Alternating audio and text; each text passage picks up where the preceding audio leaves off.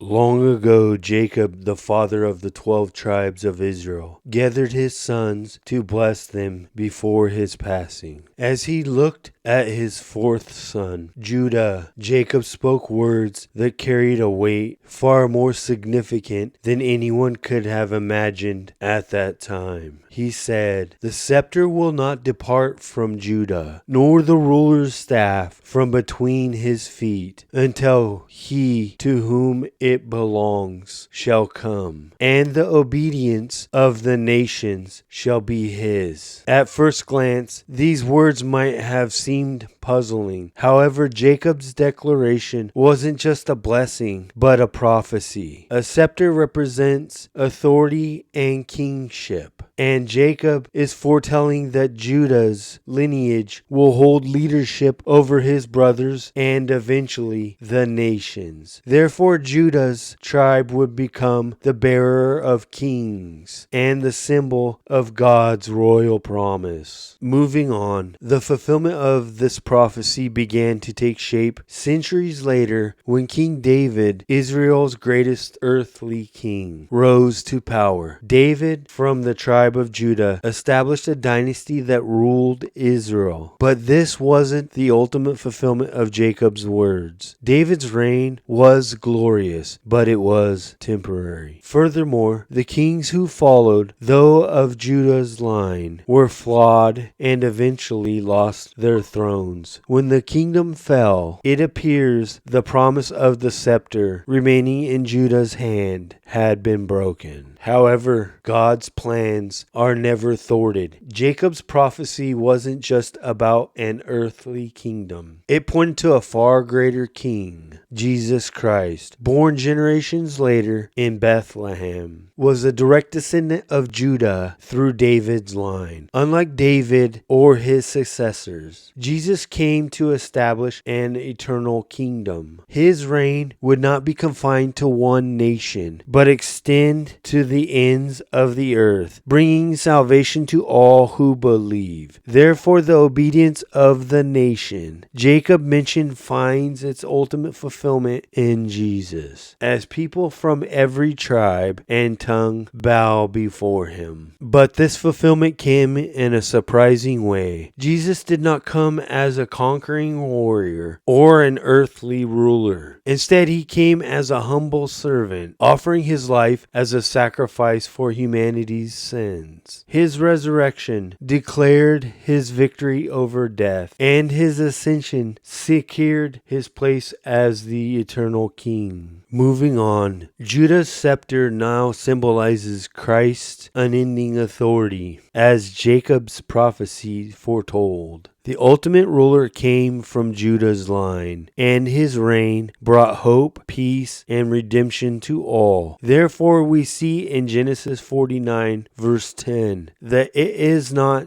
just a promise for Israel, but a revelation of God's plan for the entire world, a plan fulfilled by Jesus, the King of Kings. If you enjoyed this video, please subscribe. YouTube has picked this video just for you. Thank you all, and God bless.